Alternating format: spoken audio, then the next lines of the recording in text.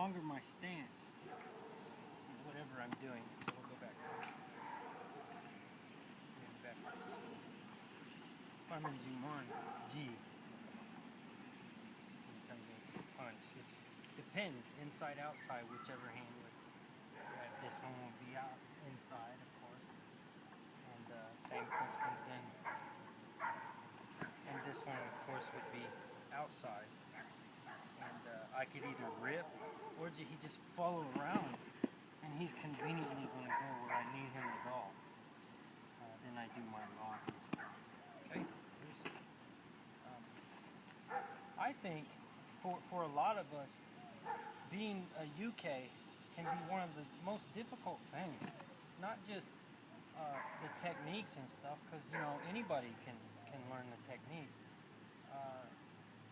But to be able to do them correctly, and then you think about stance. Like if I just step back in a good strong kami,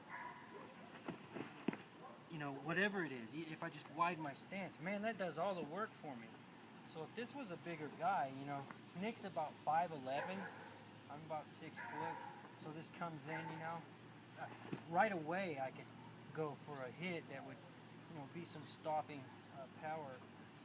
We could talk about all this other stuff, and when we talk about schlocking, I like to touch on that every once in a while, about the schlock. See, anybody could just come in for this could be his attack. He's just coming in here, boom, and it'd be nicer to just maybe give him some knees or something, or to the abdomen here, or whatever, instead of schlocking him out, because he doesn't have a weapon.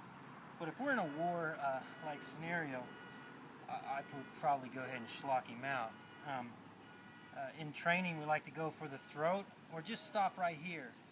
But the problem is if you're not trained good enough, I just watched this video, next thing you know, man, you schlocked out somebody and now they're possibly dead, paralyzed.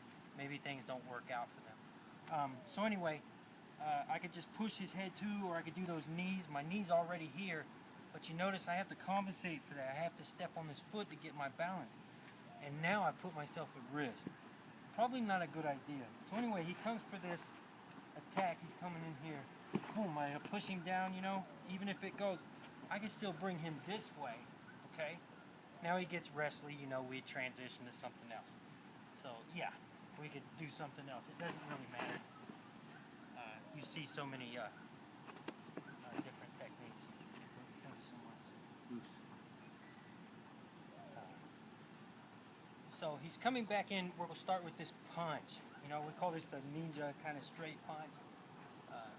Could be a jabby kind of thing. So he's coming in with that, and boom. See, I'm already distracting. Okay, here's this hand. You notice how going into this kami, how it just works out for us, man. It's really so cool. And then we can go to Yura, or whatever it is. We can go to so many. Gansaki may come here. So many different. We can go for a break maybe. Maybe right away. If that doesn't work, this will. Also, you get a good throw, maybe a knee to the face afterwards. Doesn't look like Hollywood, but these things don't feel good. We say oos at Ghost Blade. This comes from my Uncle Tim. So he's coming in with a punch again in Florida.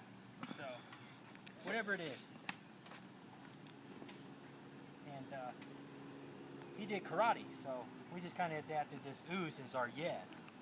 Instead of saying height, and notice we're not doing any key eyes or anything, whatever. But we should, because it's good for your breathing. But we have, in each element, we have a language. Okay, so